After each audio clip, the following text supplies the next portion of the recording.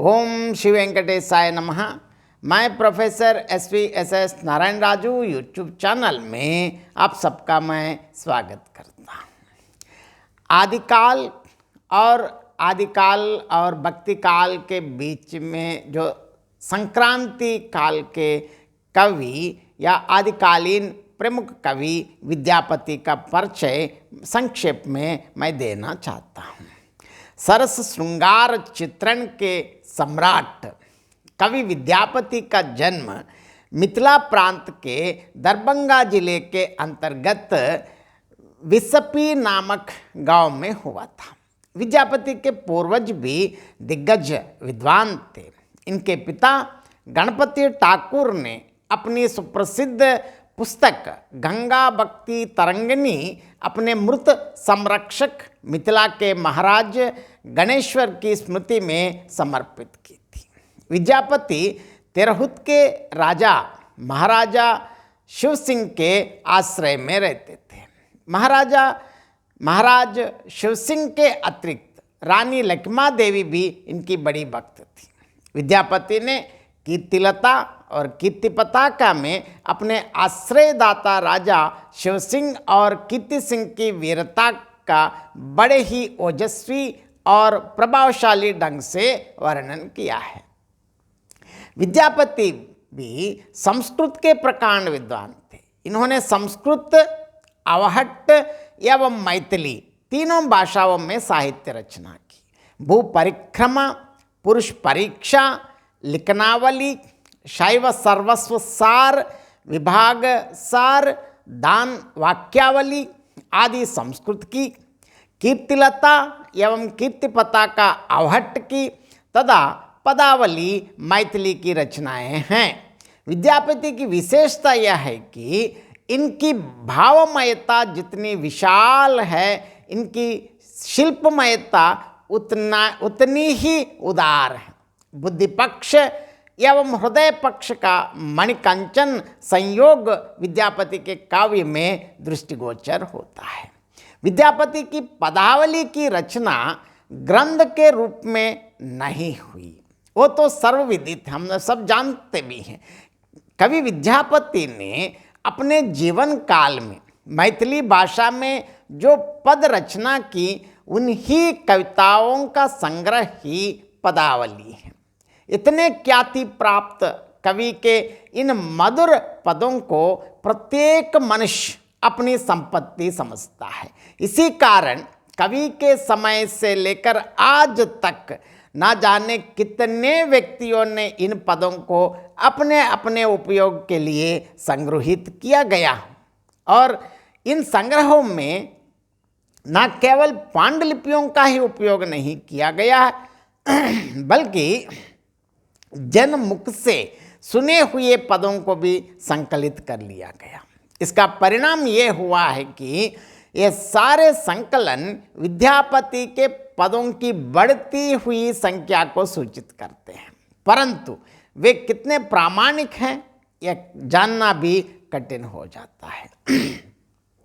विद्यापति के पदों को आमतौर पर हम तीन भागों में विभक्त कर सकते हैं: शृंगारिक, भक्ति रसात्मक तथा विविध विषयक। शृंगारिक, भक्ति रसात्मक तथा विविध विषयक। जितने पद राधा और कृष्ण के वर्णन में अथवा नायक नायिका के वर्णन में लिखे गए हैं, वे सभी पद लगभग शृंगारिक हैं।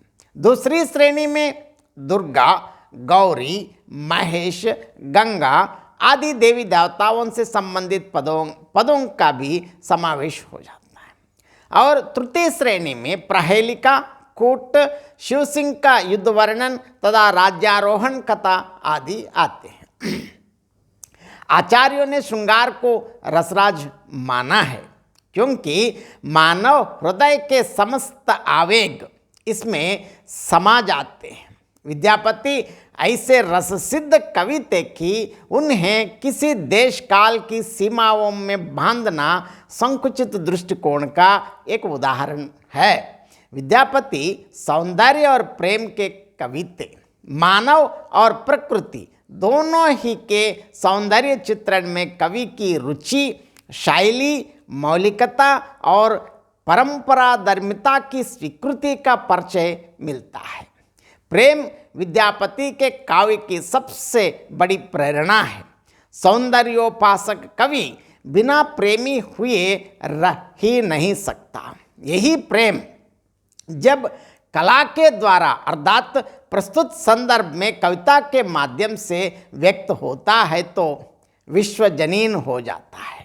विद्यापति के विषय में जॉर्ज ग्रियर्सन की यह उक्ति सही प्रतीत होती है कि हिंदू धर्म का सूर्य अस्त हो सकता है, वो समय भी आ सकता है जब कृष्ण से विश्वास और श्रद्धा का अभाव हो। कृष्ण प्रेम की स्तुतियों के प्रति जो हमारे लिए इस भव सागर के रोग की दवा है। विश्वास जाता रहे तो भी विद्यापति के गीतों के प्रति जिनमें राधा और कृष्ण के प्रेम का वर्णन है, लोगों की आस्था और प्रेम कभी कम ना होगा। हिंदी साहित्य में विद्यापति की अक्षुण्ण कीर्ति का आधार उनके 3 ग्रंथ हैं, पदावली, कीर्तिलता और कीर्तिपताका। विद्यापति पदावली में इन्होंने राधा कृष्ण की प्रणय लीलाओं का अत्यंत मनोरम चित्रण किया है। इस संबंध में इनके आदर्श कवि जयदेव रहे हैं। जयदेव का गीत गोविंद इनका उपजीव्य ग्रंथ है। भाव और शैली दोनों दृष्टियों से विद्यापति जयदेव के ऋणी हैं। पदावली में इनका श्रृंगारी रूप पूर्णतः उभर आया है। वैसे तो श्रृंगार के दोनों पक्षों संयोग और वियोग का वर्णन इस ग्रंथ में उपलब्ध होता है, परंतु जो तन्मयता संयोग श्रृंगार के चित्रण में दृष्टिगोचर होती हैं वह वियोग पक्ष में नहीं। वस्तुतः विद्यापति संयोग पक्ष के सफल गायक हैं और प्रेम के परम पारकी हैं। इन्होंने आलंबन विभाव में नायक कृष्ण और नायिका राधिका का मनोहर चित्र खींचा है। उनके बीच में ईश्वरीय भावना की अनुभूति नहीं मिलती है। एक ओर नवयुवक चंचल नायक हैं और दूसरी ओर यौवन और सौंदर्य की अनुपम सौंदर्य राशि राधा नायिका है। यहाँ एक उदाहरण की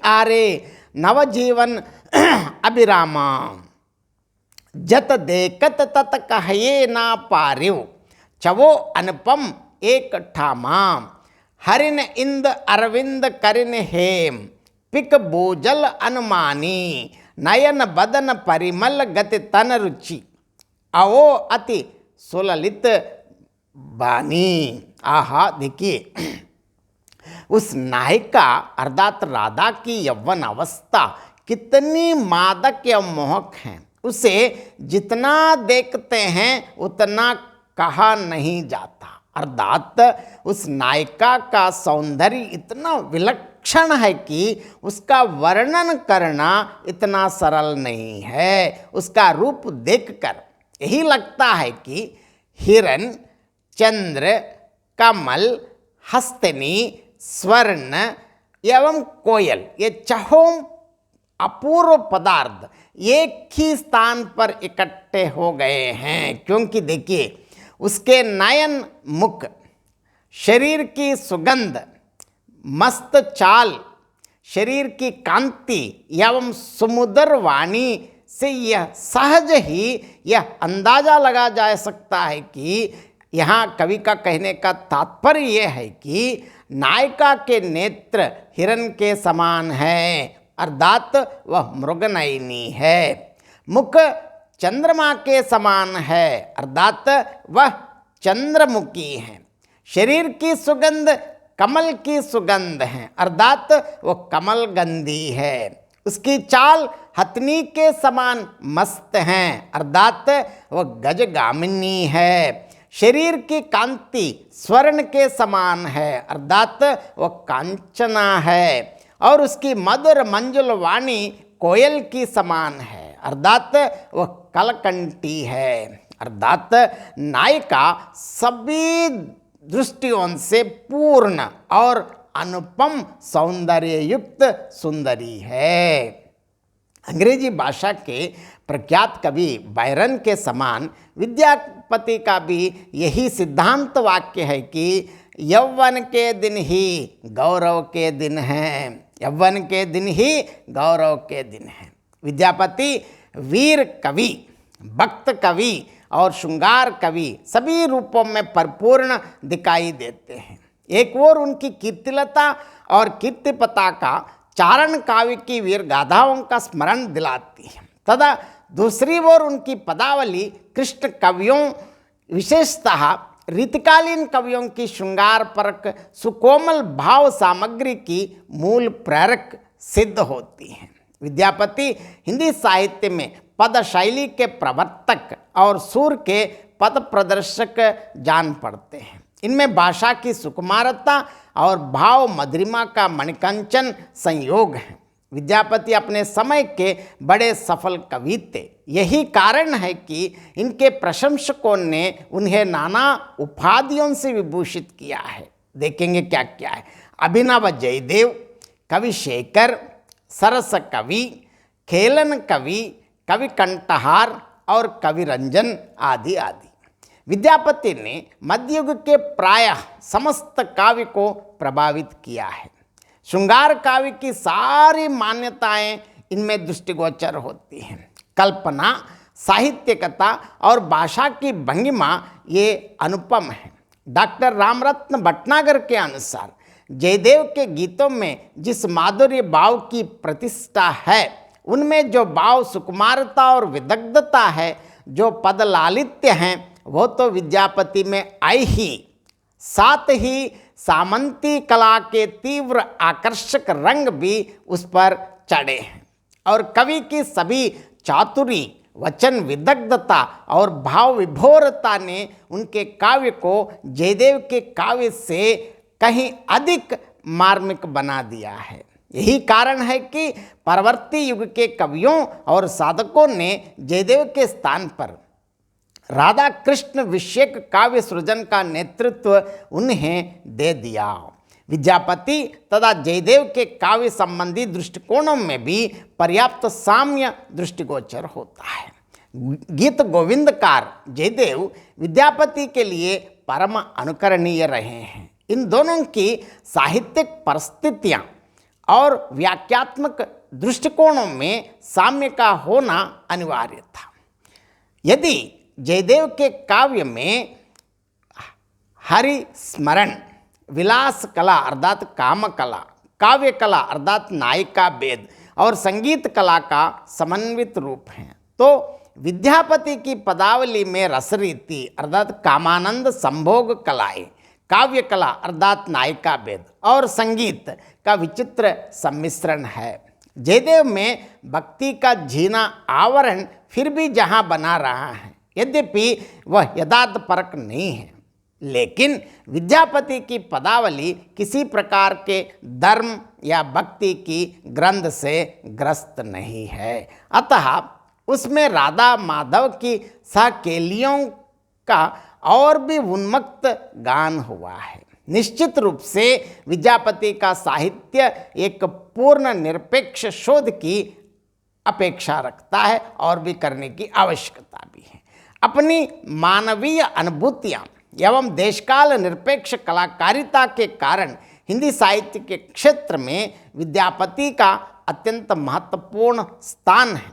डॉक्टर सुभद्र झा के अनुसार विद्यापति का प्रभाव तुलसीदास से भी व्यापक है, क्योंकि उनके पाठक केवल हिंदी क्षेत्र के ही लोग नहीं बल्कि असम, बंगाल और उड़ीसा के भी हैं। विद्यापति की कविता हृदय को चेतावनी नहीं बल्कि प्रेम देती है। विद्यापति का प्रभाव परवर्ती काल के कवियों पर कई रूपों में पड़ा। विद्यापति भक्त नहीं अपितु श्रृंगार कवि है। इनके राधा और कृष्ण के प्रेम संबंधी पदों में सर्वत्र भौतिक एवं वासनामय प्रेम की ही प्रधानता है। इनके वयस्संधि, नखशिक, सद्यस्नाता, प्रेम प्रसंग, दूती, नोकझोंक, सखी शिक्षा, मिलन, सखी संभाषण, कौतुक, अभिसार, चलना, मान, मानभंग, विदग्ध विलास, वसंत, विरह, भावोल्लास आदि से संबंधित समस्त पदों में भौतिक प्रेम एवं काम वासना का ही प्राधान्य है। कहीं भी जीवात्मा एवं परमात्मा के मिलन एवं विरह की ओर ध्यान नहीं जाता और न कहीं तनिक भी भक्ति भावना की ही सुगंध आती है। ये सभी पद श्रृंगार रस से आप्लावित है। इनमें वासना की वेगवती सरिता प्रवाहित हो रही है और इनमें आत्मा एवं परमात्मा के आध्यात्मिक जगत की अपेक्षा विलास वासना एवं कामुकता के भौतिक जगत का ही चित्रण है। विद्यापति के पदों में श्रृंगार का ही प्राधान्य है, भक्ति का नहीं। वासनात्मक प्रेम का ही बाहुल्य है, आध्यात्मिक प्रेम का नहीं। और कामोद्दीपक भावों का ही प्राचुर्य है, साधन संबंधी भावों का ही नहीं। इनमें तो मानव की मूल भावना काम का सांगोपांग चित्र अंकित किया गया है और इनका संबंध पारलौकिक से नहीं, लौकिक जगत से है। और आमतौर पर हम कह सकते हैं कि हिंदी साहित्य क्षेत्र में विद्यापति का योगदान अत्यंत अपूर्व एवं महत्वपूर्ण कहने में कोई अतिशयोक्ति नहीं है। बहुत बहुत धन्यवाद। जय श्री राम।